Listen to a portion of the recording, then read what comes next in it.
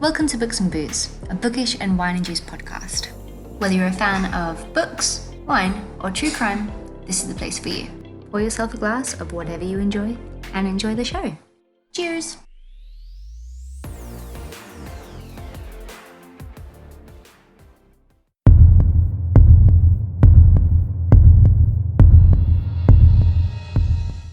Happy Halloween! Or All Hallows Eve, as it's originally known.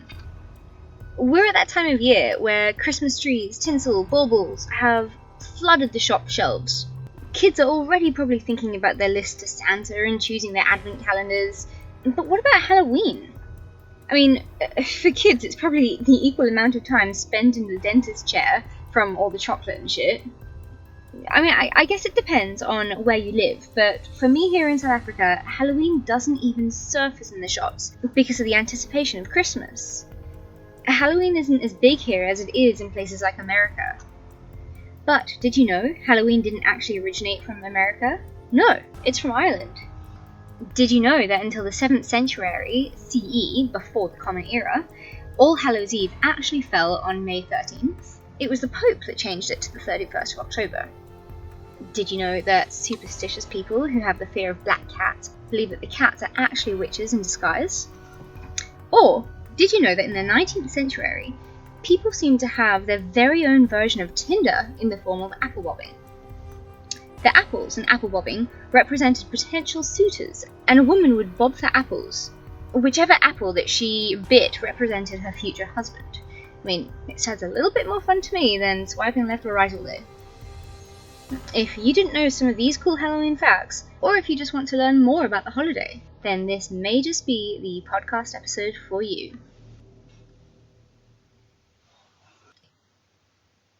Through time, Halloween has become what we know it to be today. A spooky day where kids get to dress up as witches, ghouls, monsters. They go trick-or-treating, older people throw parties and get a bit pissed. They have best dress competitions for the spookiest, scariest outfit. But Halloween used to be so much more than that. Over 2,000 years ago, there was an ancient Celtic festival known as Samhain. It was celebrated at the end of the harvest season, as they came into winter. This time was also known as the dark half of the year.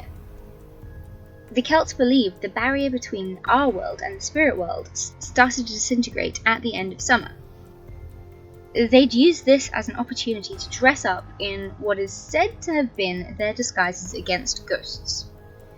They would light bonfires and they would burn their crops and even animals, predominantly cats, horrific I know, as sacrifices to Celtic deities. They wanted to connect with the dead, their relatives or friends who had passed on. Some would go so far as to set a place at the dinner table for their departed loved one, or leave a token on their doorstep. It was an important day for pagans, as they know it as the Feast of the Dead. Some also celebrated it as the Old Celtic New Year. Then Christianity came and took over. While the festivities of the day remained the same, it became much more modern, pushing out that pagan feel to it. Heavily devout Christians believe that Halloween is devil worship and it's shunned upon.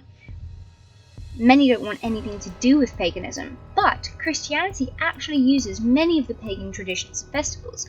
Plus, pagans held Halloween as a way to celebrate the faithful dead, kind of like a big fucking wake. The day after Halloween is All Saints' Day, or Hollowmas as some like to call it. This is when souling would occur. This is basically when poor people would knock on doors praying for the dead, and they would hope to get soul cakes out of that. And soul cakes is kind of like a kind of biscuit / scone that's filled with spices. It's apparently really delicious. It's traditionally made around that time of year, and this is actually where trick-or-treating comes from. Originally, I wanted to do an episode on the Candyman for Halloween, but then I realised I didn't actually know that much about the origins of Halloween, so I wanted to find out more and just learn more of the history about it. So then I realised that maybe other people don't know it as well as they think they do either, so I wanted to share my findings with you today. As for the Candyman, this is a case that happened in 1974. I'll be brief because I didn't have all the time to research this case, but it was about an 8-year-old boy called Timothy O'Brien, and he'd gone trick-or-treating, and when he got back, he decided that he wanted one more treat before bed. Unfortunately, the treat that he had was laced with cyanide, which was actually put there by his own father, Ronald, who, it turns out, was in huge financial debt. He wanted to use his own son's life insurance to help him get out of his financial mess. What a bloody bastard. Luckily, back in those days, the death penalty was still about, and that is exactly where he wound up. Good riddance. I'm not really much of a candy person, but some people can be really territorial over their candy on Halloween, apparently.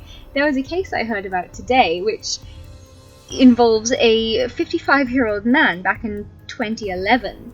He was enjoying some of his candy from Halloween at 55 and noticed some of it was missing. He then blamed his 49-year-old girlfriend, Maria Adams, for stealing his candy.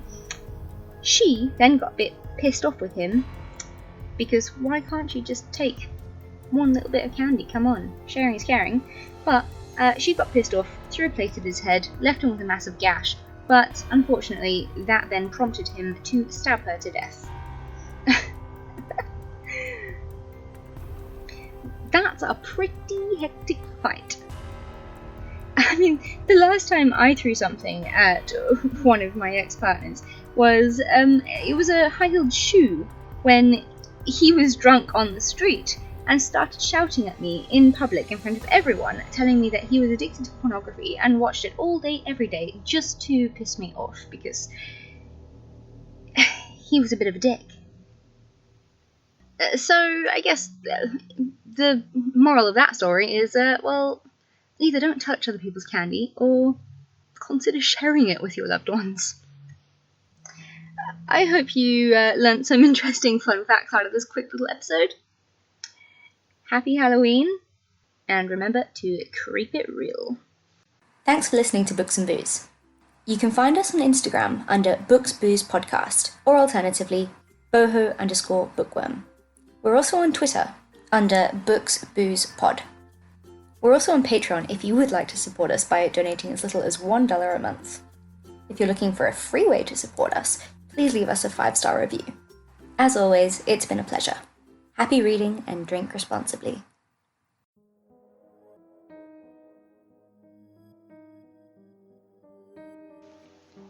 I don't understand. Everything I did for her.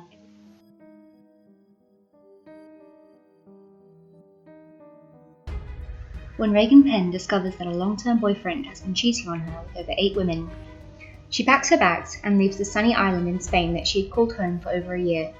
She returns to South Africa, where she is given the chance to start over in life, reassemble herself.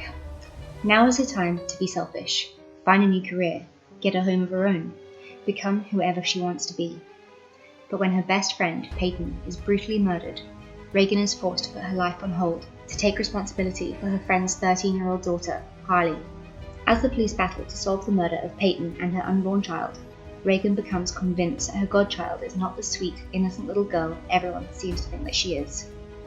Could Harley have been so consumed by her jealousy and fear of not being the epicenter of her mother's universe that it led to murder? If so, is Regan safe in her own home?